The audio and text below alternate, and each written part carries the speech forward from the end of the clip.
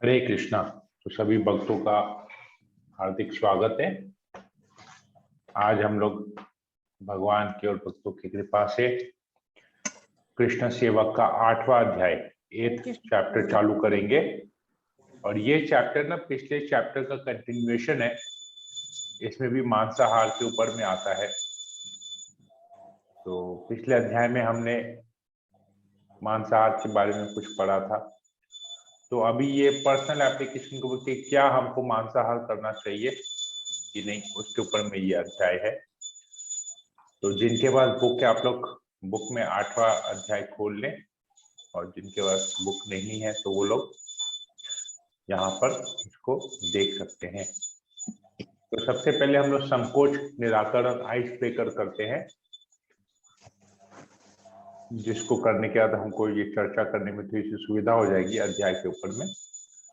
तो संकोच निराकरण का आज टॉपिक है, सभी लोग किसी न किसी चीज से भयभीत रहते हैं। आप किससे भयभीत हैं? ये सबके लिए आता है कि हम लोग जीवन में चाहे किस भी भक्ति के किस भी परिस्थिति किस भी स्तर पे हों, हमको डर तो लगता ही है, हमको भय तो होता ही है। अब किस चीज का भय है ये आप लोग बताएंगे, सब लोग अपने बारे में जल्दी जल्दी बताएंगे तो हम लोग फिर इसमें आगे और चर्चा करेंगे इस अध्याय में और आगे बढ़ेंगे। ओके, आप लोग बता सकते हैं। बबीता अग्रवाल माता जी, आप कुछ बताना चाहेंगे? वो प्रभु है तो सही, मगर इसको भयभीत भय बोलेंगे या कुछ और? आप बोलिए, आप जो भी समझ के बोल सकते हैं। प्रभु, जैसे किसी से मुलाकात होती है, अगर 15-20 मिनट से बेसी मुलाकात हुई या बातचीत हुई, तो उसके जाने के बाद मेरे मन में संकोच होता है या विचलित हो जाते कि मेरे से अनजाने में उसका अनादर तो नहीं हो गया, या मैंने किसी की बुराई तो नहीं कर दी, या अपशब्द तो नहीं बोल दिया। मेरा मन थोड़ा विचलित हो जाता है। तो भय रहता है कि हमने उसको किसी भी तरह से ठेस नहीं पहुंचा दी कि सही ढंग से उसका रेस्पेक्ट किया, भगत की नहीं की, कहीं चूक तो हो नहीं गई। मुझे वो रहता है। ओके, ठीक है। प्रभु जी, मैं इस तरह का भय है ये। हाँ, बोलिए मत। प्रभु जी, मेरे से झूठ और निंदा से बहुत भय रहता है हमको। झूठ और निंदा से भय रहता है। झूठ बोलने वाले से भी निंदा बहुत भय रहता है। मतलब झूठ बोलना इन द सेंस कि झूठ बोलने वाले व्यक्ति से, या कहीं हम झूठ नहीं बोले या हम निंदा नहीं करें, वो क्या है? जी, हम न झूठ बोलते हैं प्रभु जी, न हम झूठ सुनना चाहते हैं। अच्छा, ना झूठ बोलते हैं ना झूठ सुनना चाहते, दोनों से ही भय लगता है आपको? बोलने से भी भय लगता है, सुनने से भी भय लगता है। ओके, ठीक है। और कोई? इससे ज्यादा भयभीत रहते हैं। ठीक है, चलिए। राजू प्रभु। हरे कृष्णा प्रभु जी, दंडवत प्रणाम। बोलिए प्रभु जी, सबसे ज्यादा डर लगता है प्रभु जी रोग से। रोग से, ओके, ठीक है। रोग से भयभीत होते हैं, डर लगता है कि कहीं किसी तरह की बीमारी ना हो जाए हमको। जी प्रभु जी। ओके, ठीक है, ठीक है। और कोई कुछ कहना चाहेगा? अमला जायसवाल माता जी, राजेश इस्लानी प्रभु, राखी जायसवाल, राखी सिंह, आप लोग कुछ बोलना चाहेंगे? विनीत मंडल प्रभु, आप कुछ बोलना चाहेंगे? हरे कृष्णा प्रभु जी। हरे कृष्णा। हरे कृष्णा, दंडवत प्रणाम। बोल रहे हैं प्रभु जी, हम तो इसमें जुड़ने से पहले हम तो इतना डरते, हर एक बात से ही हमको डर लगता है। जब न्यूज में दिखाता था कि हवा चलने वाला, भूकंप आने वाला, हम इसके बाद रहेंगे कि नहीं पता नहीं, मुझे घबराहट शुरू हो जाता था।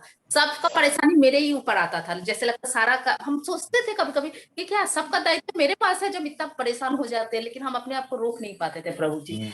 लेकिन अभी तो लगता है जो है वो है, तो फिर जो करेंगे अच्छा ही करेंगे। अब हमको तो मतलब डर नहीं लगता है प्रभु जी। ऐसा डर नहीं लगता, लेकिन भयमुक्त हो गए हैं।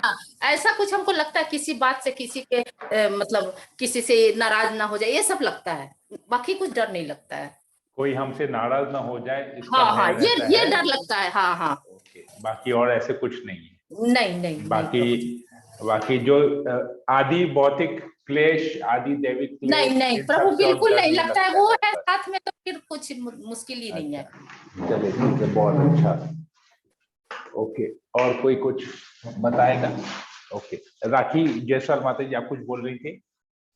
हरे कृष्णा प्रभु जी। हरे कृष्ण। मेरे को भी ऐसा कोई भय नहीं लगता, पहले तो बहुत लगता था, और नहीं, भगवान साथ में है, ठीक है। बस वैष्णव अपराध ना हो, मेरे को ऐसा लगता है। मेरे को लगता है मेरी मम्मी का अपराध मेरा रोज हो जाता है। ओके, बस ठीक वो है, ना हो, वैष्णव अपराध से भय ना हो, लगता है। भय लगता है बस, ठीक है, कहीं वैष्णव अपराध ना हो जाए। ना हो बस। हाँ ठीक है, ओके। विनीत मंडल प्रभु आप कुछ बोलना चाहेंगे? तो आई थिंक कि वो वैष्णव अपराध ही एक है जो मेरे को अभी थोड़ा डर लगता है। बिकॉज लॉट ऑफ टाइम मतलब ऐसा होता है कि someone is criticising devotee and as a person never goes deep into कि वो मैटर में, लेकिन क्या होता है it get influence and the person को जिनको वो क्रिटिसाइज कर रहे हैं वो अगर सामने आ जाता है ना, हमें लगता है इसने ऐसा काम किया होगा। अच्छा, हाँ, मन में वो बात चलता है। ओके, बाद में घूमता रहता है, तो फिर लगता नहीं यार ये तो मेरे को करना गलत हो जाएगा। मतलब दोनों ही केस हो गया आपका।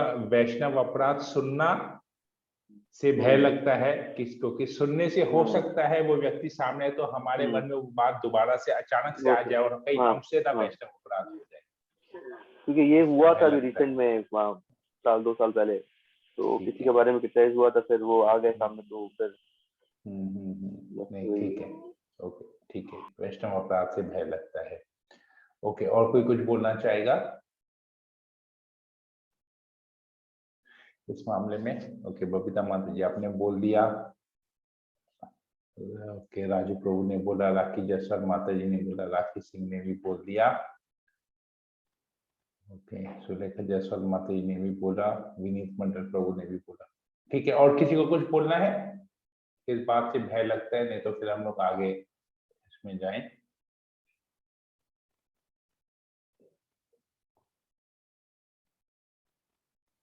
ओके, ये मैसेज नहीं गया क्या आज क्लास का? प्रतीक, भावना, उज्जवल, कोमल दोनों नहीं और नवीन प्रभु 3 जन नहीं है। हाँ गया तो वो है। अच्छा, गए, ठीक है, फिर ठीक है, ओके। मैं फोन देखा नहीं हूँ काफी समय से, इसलिए मुझे पता भी नहीं। ओके, ठीक है, तो हम लोग आगे आज चर्चा का विषय में जाते हैं। तो ओके, चर्चा का विषय ये है आज। सबसे पहले हम लोग जप का पैसेज पढ़ लेते हैं। ओके, ये श्रीमद् भागवतम के 6ठे स्कंद के 2 अध्याय से 15वें नंबर श्लोक से लिया गया है। ओके, कोई पढ़ना चाहेगा इसको?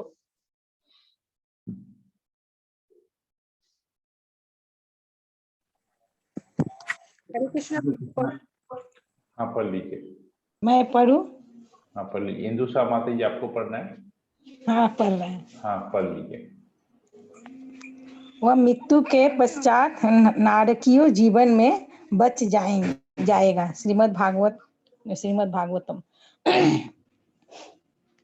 यदि कोई हरि नाम का उच्चारण करता है और तभी किसी आकस्मिक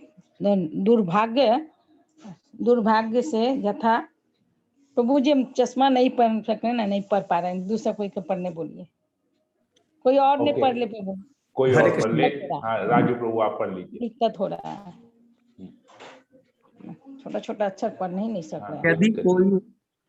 यदि कोई हरि नाम का उच्चारण करता है और तभी किसी आकस्मिक दुर्भाग्य से तथा छत से गिरने, फिसलने या सड़क पर यात्रा करते समय हड्डी टूट जाने, सर्प द्वारा काटे जाने, पीड़ा तथा तेज ज्वर से आक्रांत होने या हथियार से घायल होने से मर जाता है, तो वह कितना ही पापी क्यों न हो, नारकीय जीवन में प्रवेश करने से वह तुरंत मुक्त कर दिया जाता है। तात्पर्य, जैसा कि भागवत गीता 8.6 में कहा गया है कि हे कुंती पुत्र, शरीर त्यागते समय मनुष्य जिस भाव का स्मरण करता है वह उस भाव को निश्चित रूप से प्राप्त होता है। यदि कोई कृष्ण मंत्र के कीर्तन का अभ्यास करता है तो जब वह किसी दुर्घटना से ग्रस्त होता है तो स्वभावतः आशा की जाती है कि वह हरे कृष्ण कीर्तन करेगा। किंतु ऐसे अभ्यास के बिना भी यदि दुर्घटनाग्रस्त होते समय या मरते समय कोई किसी भी रूप में भगवान हरे कृष्ण का कीर्तन करता है तो वह मृत्यु के बाद नारकी जीवन से बचा लिया जाता है। हरे कृष्ण। हरे कृष्ण प्रभु, धन्यवाद पढ़ने के लिए। तो यहाँ पर आता है कि यदि कोई भगवद गीता के अनुसार अंत समय में वो जिस भाव में व्यक्ति रहता है उसी गति को वो प्राप्त होता है, तो वो किसी भी समय, जैसे हम लोग कहते हैं कि पग पग पर मुसीबत है, संकट है, तो मृत्यु का भी संकट हो सकता है। तो अगर हम उस समय हरे कृष्ण महामंत्र का जप कर रहे होते हैं या कीर्तन कर रहे होते हैं या इस हरिनाम के द्वारा भगवान का स्मरण कर रहे होते हैं, तो हम नारकीय जीवन से बच जाते हैं और भगवत धाम चले जाते हैं। तो नारकीय जीवन, अगर हम भक्ति नहीं करते हैं तो नारकीय जीवन जाना हमारा लिखा हुआ है, क्योंकि हम तो जाने अनजाने में बहुत सारे पाप करते हैं। उन पापों का फल हमको भुगतने के लिए नरक जाना ही पड़ेगा। परंतु जैसे ही हम हरे कृष्ण महामंत्र, भगवान के दिव्य नाम का हम शरण लेते हैं, आश्रय ग्रहण करते हैं, तो हम नीचे के लोक में जाने से, नीचे की योनि में जाने से हम बच जाते हैं। क्योंकि भगवान भगवद गीता में एक और जगह कहते हैं, दूसरे अध्याय में कहते हैं, नेहा विक्रम नाशोस्ति प्रत्यवायो न विद्यते स्वल्पस्य धर्मस्य त्रायते महतो भयात्।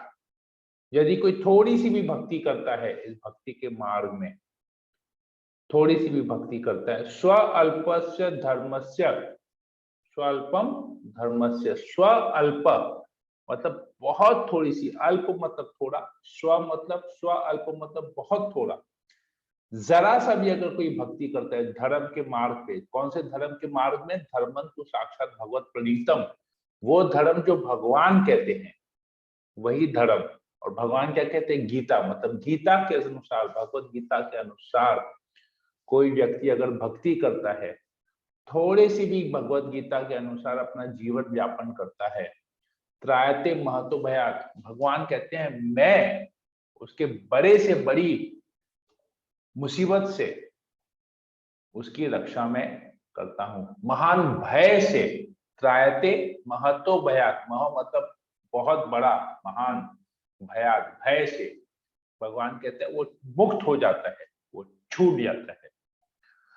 तो जैसे हमने अभी चर्चा किया, बहुत अलग अलग भक्तों का अलग अलग भय है। भक्ति में आने से पहले कुछ भय था, भक्ति में आने के बाद भी कुछ भय है। तो मुझे याद है, मैं एक बार मायापुर गया था कई वर्ष पहले, 7-8 वर्ष पहले, 6-7 वर्ष पहले मैं मायापुर गया था। तब मैंने जो हमारे राधा माधव मंदिर के, मायापुर चंद्रोदया मंदिर के जो मुख्य पुजारी हैं, जन निवास प्रभु, तो मेरा ये सौभाग्य था कि मैं उनसे कुछ क्षण मैं उनके साथ व्यतीत किया, उनसे कुछ मैंने प्रश्न किए भक्तिमय जीवन को लेके, और उन्होंने मुझे उन प्रश्नों का उत्तर भी दिया। तो और बहुत सुंदर सरल तरीके से मुझे उन्होंने समझाया। तो मेरा प्रश्न ये था कि हमको क्या भगवान से डरना चाहिए, भगवान से भयभीत होना चाहिए कि नहीं? तो मेरा ये प्रश्न था उनसे। अगर हाँ डरना चाहिए तो वो डर क्या होना चाहिए, और अगर नहीं है तो फिर नहीं है, उसके पीछे कोई कारण भी नहीं है। और अगर नहीं डर लगता है तो क्यों नहीं डरना चाहिए, वो भी आप हमको बताइए। हम ऐसा कैसे किस भाव में हम भगवान की भक्ति कर सकते हैं, डर के या निर्भय निडर होके। तो जन निवास प्रभु ने मुझे बताया था कि हमको भगवान से डरना नहीं चाहिए, क्योंकि भगवान से तो हमको प्रेम करना चाहिए। तो जिस व्यक्ति से हम प्रेम करते हैं उस व्यक्ति से हमको डरना नहीं चाहिए, क्योंकि अगर डरेंगे तो प्रेम नहीं कर पाएंगे। तो प्रेम करना चाहिए, परंतु साथ ही साथ एक बात का डर हमेशा होना चाहिए हमको। मतलब उस व्यक्ति से नहीं डरना चाहिए, भगवान से नहीं डरना चाहिए, परंतु एक बात का हमको हमेशा डर रहना चाहिए, भय रहना चाहिए कि हमारी कोई ऐसी सेवा या कोई ऐसा कार्य हम नहीं कर जाए जिससे हम भगवान को नाखुश करें, भगवान को नाराज करें। ऐसा कोई कार्य हमसे नहीं हो, तो हमको हमेशा ये डर लगे। क्योंकि कभी कभी क्या होता है, जब हम किसी व्यक्ति से बहुत घनिष्ठ संबंध स्थापित करते हैं, अक्सर इस भौतिक जगत में देखा जाता है, हमारे जीवन में, व्यक्तिगत जीवन में देखा जाता है, जब हम किसी व्यक्ति से बहुत घनिष्ठ संबंध स्थापित करते हैं, बहुत गहरी मित्रता या गहरा प्रेम का जब हमारा उससे संबंध हो जाता है, तो हम उसको कुछ ऐसा बात कहते हैं जो उसको बुरा लगता है, या कुछ ऐसा कार्य कहते हैं, हमको लगता है कि हमने उससे मजाक में किया है या इतना घनिष्ठ उसे संबोधन किया, हमको लगता है कि वो हमारी बात को किसी गलत सेंस में नहीं लेगा या कोई बुरा नहीं मानेगा हमसे, परंतु वो बुरा मानता है। उसको कोई बात ऐसी होती है जो हमारी कोई ऐसी बात या हमारी कोई ऐसी हरकत, हमारा ऐसा कोई कार्य उसको ठेस पहुंचाता है, उसको नाखुश करता है। ये तभी होता है जब हम किसी व्यक्ति के साथ बहुत घनिष्ठ संबंध स्थापित करते हैं, क्योंकि उस घनिष्ठता में, उस घनिष्ठ मित्रता में, उस घनिष्ठ प्रेम में उस व्यक्ति को हमारे से कुछ आशाएं होती हैं कि ये ऐसा करेगा, ऐसा करेगा, ऐसा करेगा। तो उस आशाओं के कारण से निराशा भी होती है। ये भौतिक जगत में होता है, और हम भी बद्ध जीव हैं, इस भौतिक जगत में रहे हुए हैं, प्रकृति के 3 गुणों से बंधे हुए हैं। तो जन निवास प्रभु ने मुझे बताया कि हमको भगवान से डरना नहीं चाहिए, हमको भगवान से भयभीत नहीं होना चाहिए, हमको भगवान से प्रेम करना चाहिए। परंतु ये प्रेम करते करते, प्रेम में सेवा करते करते हमको इस बात का हमेशा भय होना चाहिए, क्योंकि अगर भय नहीं रहेगा तो हम जानबूझ के अपराध भी करेंगे। तो भय रहना चाहिए कि हमारी वजह से कभी भी भगवान या उनके भक्तों नाराज नहीं हो। हमको ये चीज हमेशा ध्यान रखना चाहिए। तो एकमात्र भय हमारा इस दुनिया में होना चाहिए कि हमारे किसी कार्य से भगवान को हम नाखुश नहीं करें, भगवान को नाराज नहीं करें। तो ये कैसे संभव है? जब हम इस भगवत गीता के ज्ञान को सही तरीके से समझेंगे, भक्तों का संग अच्छी तरह से करेंगे, सारे भक्तों को आदर देंगे, सम्मान देंगे, तभी हम हमेशा भगवान को खुशी रख पाएंगे, खुशी कर पाएंगे। ठीक है, तो ये यहाँ पर मुझे याद आ गया, तो मैंने सोचा आप लोगों के साथ ये बात चर्चा करूं। तो मुझे पता नहीं आप लोग सब इसको अपने जीवन में कैसे लेंगे या आप लोगों ने इसको कैसे समझा है, पर मैंने जैसे समझा है मुझे याद आ गया इस टॉपिक को डिस्कस करते हुए। तो मैंने इसलिए अपना फीलिंग्स, अपना एक्सपीरियंस आप लोगों के साथ मैंने शेयर किया। तो हम लोग अभी मंगलाचरण कर लेते हैं। ओम ज्ञानतिमिरान्धस्य ज्ञानांजनशलाकया चक्षुरुन्मीलितं येन तस्मै श्री गुरुवे नमः। नमो ओम विष्णुपादाय कृष्णप्रेष्ठाय भूतले श्रीमते भक्तिवेदांत स्वामिनिति नामिने। नमस्ते सरस्वती देवे गौरवाणी प्रचारिणे निर्विशेष शून्यवादी पाश्चात्य देशतारिणे। वाञ्छाकल्पतरुभ्यश्च कृपा सिन्धुभ्येव च पतितानां पावनेभ्यो वैष्णवेभ्यो नमो नमः। जय श्री कृष्ण चैतन्य प्रभु नित्यानंद श्री अद्वैत गदाधर श्रीवासादि गौर भक्तवृंदा। हरे कृष्णा कृष्णा कृष्णा हरे हरे, हरे राम राम हरे हरे। मंगलाचरण की जय। ओके, तो आज चर्चा का विषय है मैं क्यों शाकाहारी बनूं। तो इसको कोई जल्दी जल्दी पढ़ लेगा तो हम लोग फिर इसके ऊपर थोड़ा सा चर्चा कर पाएंगे। ओके, बबीता माता जी आपको पढ़ना है? हाँ प्रभु, आप पढ़ लीजिए। हरे कृष्णा। जन साधारण में प्रचलित गलत धारणाओं का समाधान। प्रश्न, डॉक्टरों का कहना है कि शरीर को तंदुरुस्त रखने के लिए मुझे मांसाहार की आवश्यकता है। उत्तर, पाश्चात्य देश के प्रसिद्ध पोषण विशेषज्ञ एल्फ्रेड हर्पर ने कहा है कि यह बिल्कुल ही गलत मान्यता है कि स्वास्थ्य की तंदुरुस्ती के लिए हमें मांस, मछली, अंडे आदि से प्राप्त प्रोटीन की आवश्यकता है। मांसाहार से प्राप्त प्रोटीन तथा अन्य प्रोटीन, आयरन और बी कॉम्प्लेक्स जो भी हमारे शरीर के लिए आवश्यक है, वह सब हमें दूध, पनीर, साग, सब्जी और गेहूं आदि से प्राप्त हो सकता है। दूसरे शब्दों में, आहार से कुछ मूल तत्व मिलते हैं, परंतु शरीर के लिए आवश्यक दूसरे तत्व जैसे अन्य protein, iron, B complex, vitamin A आदि बहुधा मांसाहार में मौजूद नहीं होते हैं। विश्व स्वास्थ्य संगठन WHO की रिपोर्ट यह बताती है कि मनुष्य में मांसाहार करने के फलस्वरूप 159 प्रकार के विभिन्न रोग होते हैं।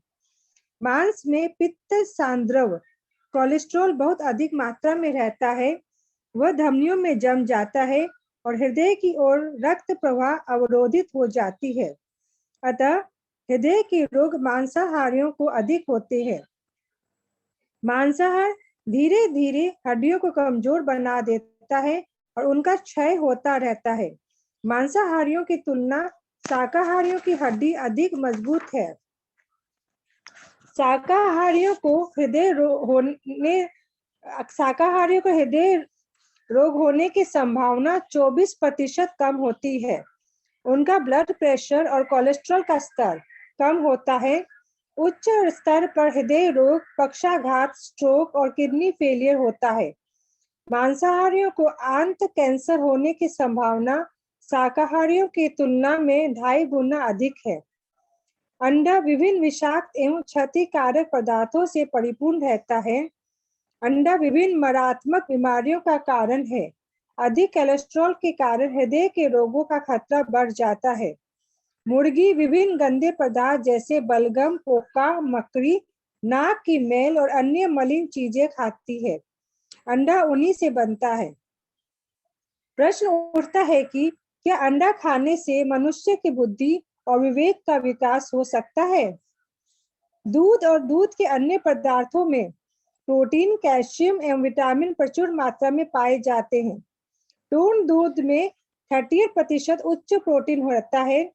मांस या अंडे में ऐसा कोई भी पौष्टिक तत्व नहीं है जो दूध में नहीं है।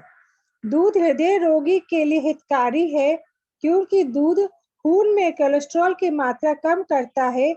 दूध अनेक विषयों का प्रतिकारक है। अंकुरित अन्न में प्रचुर मात्रा में बी विटामिन पाया जाता है।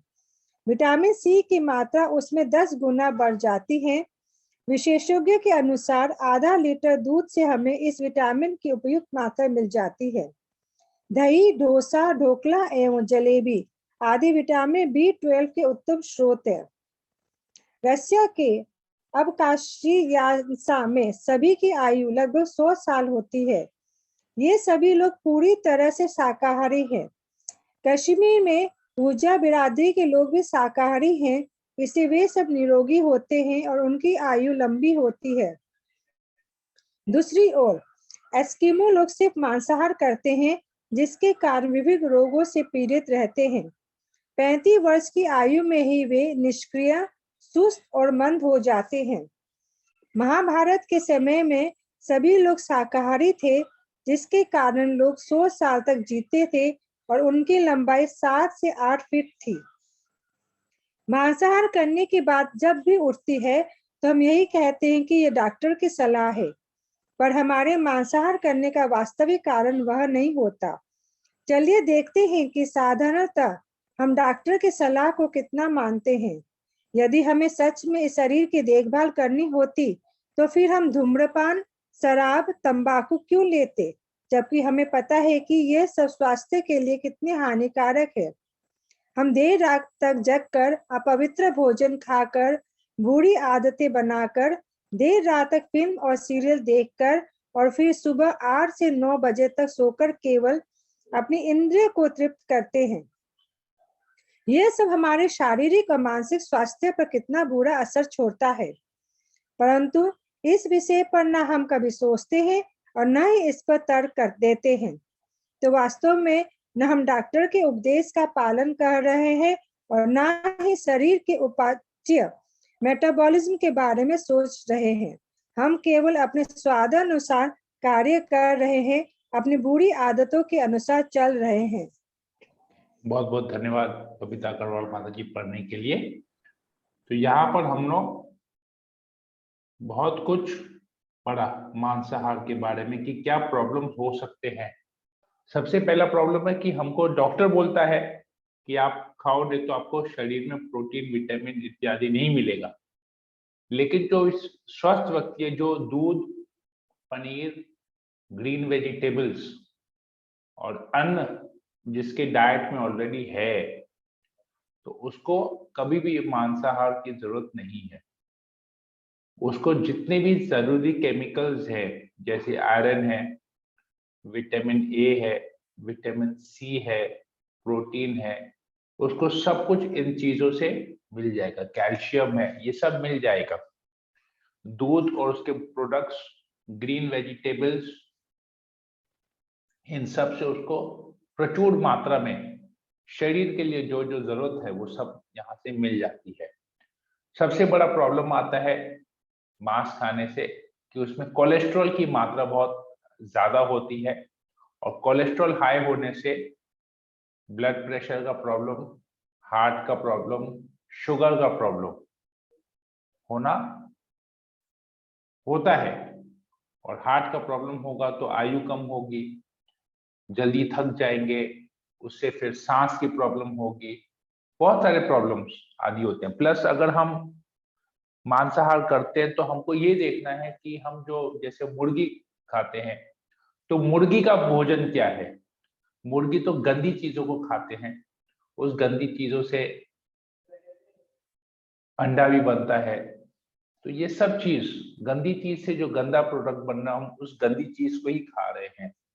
तो ये सब बहुत प्रॉब्लमैटिक बातें हैं जो हमको सुनना चाहिए। कई लोग कहते हैं डॉक्टर ने हमको कहा है मांसाहार करो, नॉन वेजिटेरियन खाओ, तो तुम्हारे शरीर में जो चाहिए उपयुक्त सब नॉन वेजिटेरियन से फूड से मिल जाएगा।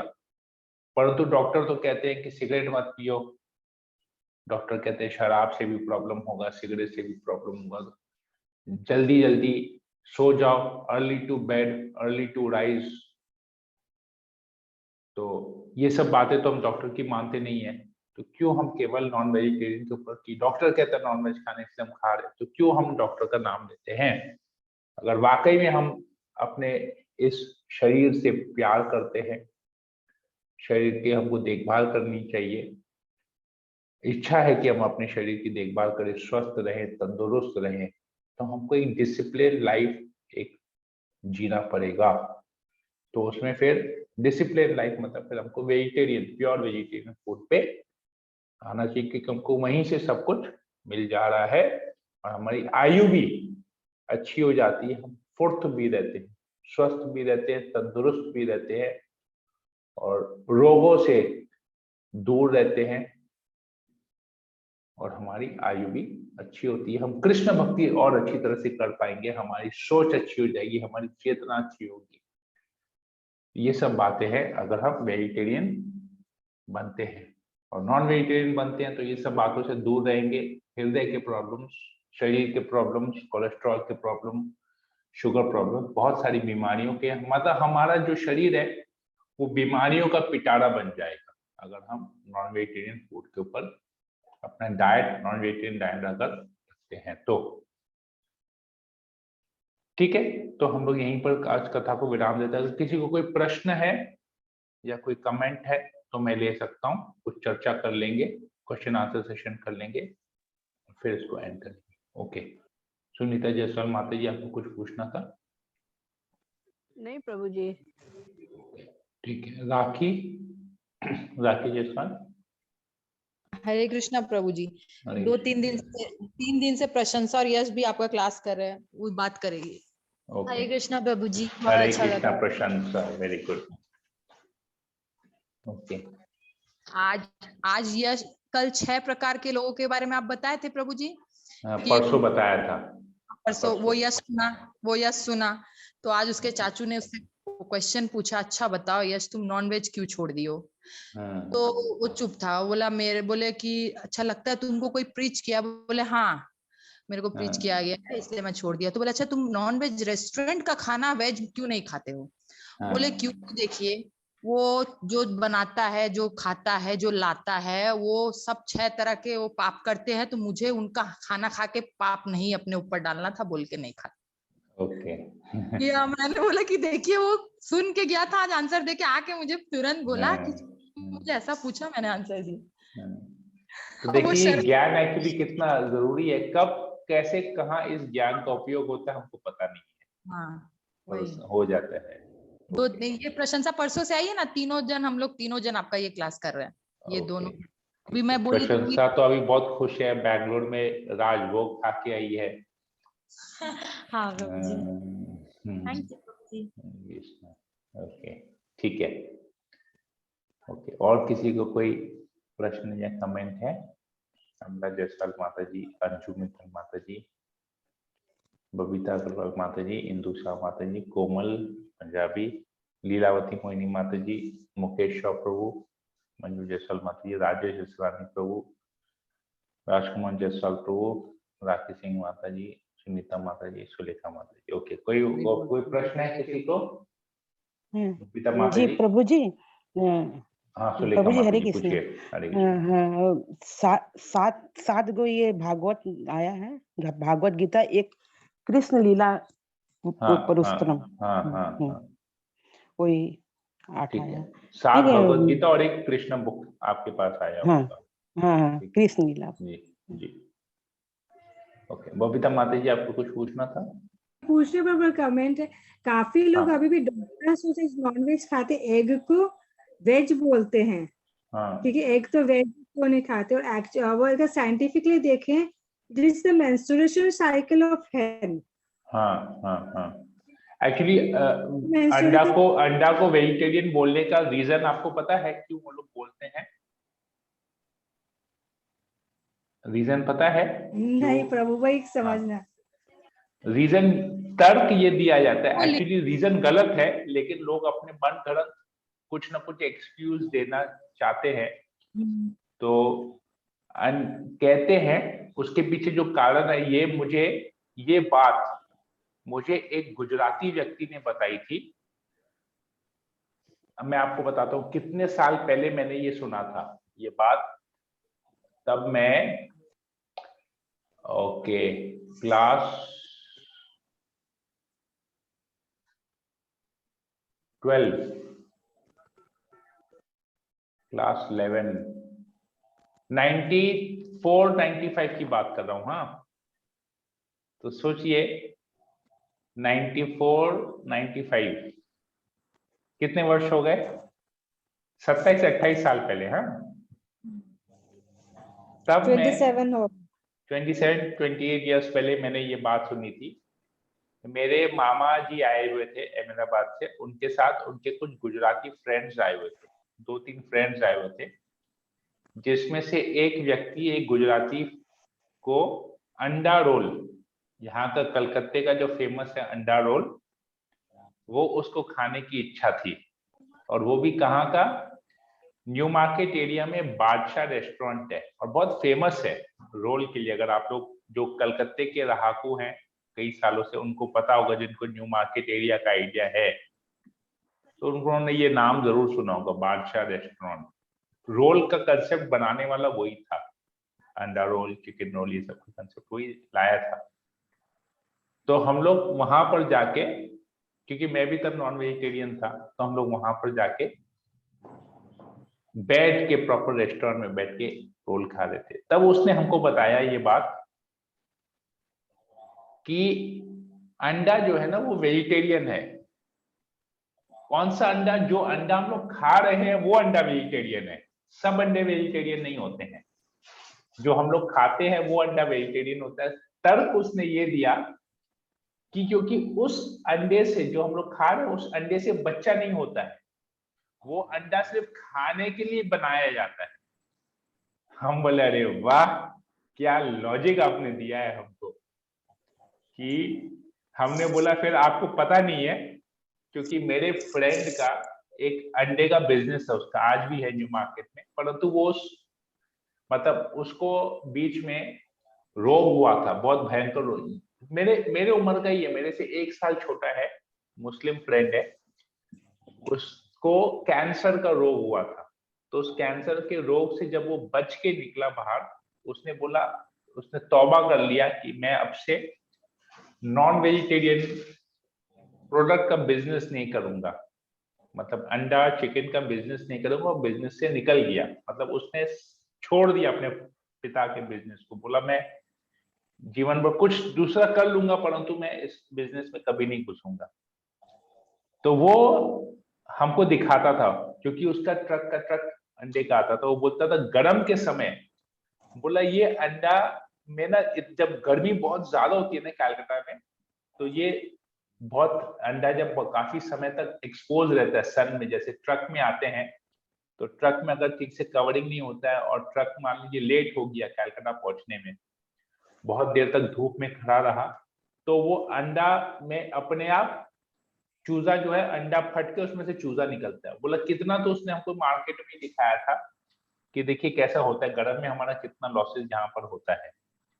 तो ये धारणा एकदम गलत है कि जो अंडा खाने के लिए होता है उसमें से बच्चा नहीं निकलता, इसलिए वो वेजिटेरियन कहलाता है। तो ये जो धारणा है, इतनी भ्रांत धारणा है, कितना रॉन्ग एक्सप्लेनेशन है, या किसी ने उसको डाला होगा दिमाग में इसको करने के लिए।